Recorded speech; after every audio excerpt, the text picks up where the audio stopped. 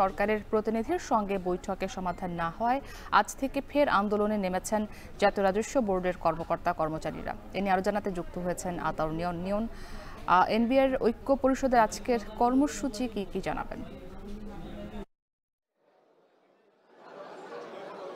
প্রথমেই যেমনটি বলছিলেন যে আজকে কিন্তু ষষ্ঠ দিনের মতো কিন্তু এনবিআর এর তাদের অবস্থান কর্মসূচি চলছে, কলম বিরতি চলছে। এর আগে 12 মে থেকে কিন্তু তাদের যখন এনবিআর বিলুপ্ত করে দেওয়ার একটা গ্যাজেট প্রকাশ হয়, মূলত আসলে এনবিআর কে হচ্ছে যে রাজস্ব আহরণের যে খাতটি রয়েছে সেটিকে সরাসরি অর্থ মন্ত্রণালয়ের অন্তর্ভুক্ত একটি বিভাগের মাধ্যমে সেটি পরিচালনার সিদ্ধান্ত নেওয়া হয়েছিল, যেই মূলত সেই এনবিআর কে বিলুপ্ত করে দেওয়া বা নীতি এবং রাজস্ব আহরণ দুটি এই খাতকে আলাদা করে দেওয়ার সিদ্ধান্তকে বিরোধিতা করেই কিন্তু মূলত যে কর্মকর্তারা রয়েছেন তারা আজকে সেই অবস্থান কর্মসূচি পালন শুরু করেন। সেটি আজকে ষষ্ঠ দিন বলা চলে, তবে গতকাল পঞ্চম দিন তারা স্থগিত করে সাময়িক সময়ের জন্য। গতকাল তাদের অর্থ উপদেষ্টা সহ আরও দুজন উপদেষ্টার উপস্থিতিতে একটি বৈঠক অনুষ্ঠিত হয়, যেখানে তারা তাদের দাবিগুলো তুলে ধরে এবং তাদের যে চাওয়াগুলো আছে সেগুলো উপস্থাপন করে। কিন্তু তারা বলছে যে সেই দাবিগুলো আসলে তাদের চাওয়া পূর্ণ হয়নি বা ফলপ্রসূ হয়নি, যে কারণে তারা আজকে আবার পুনরায়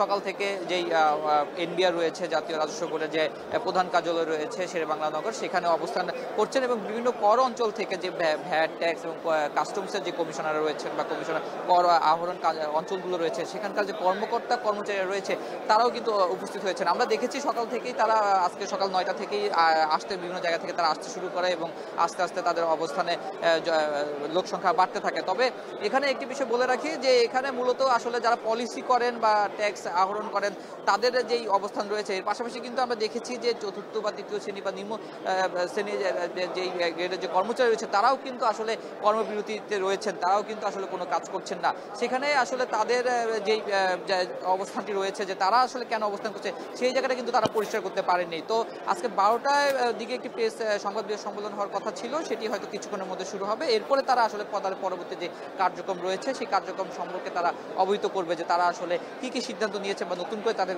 দাবির কথা বা তাদের অবস্থান কর্মসূচির কথা তারা আমাদেরকে জানাবে।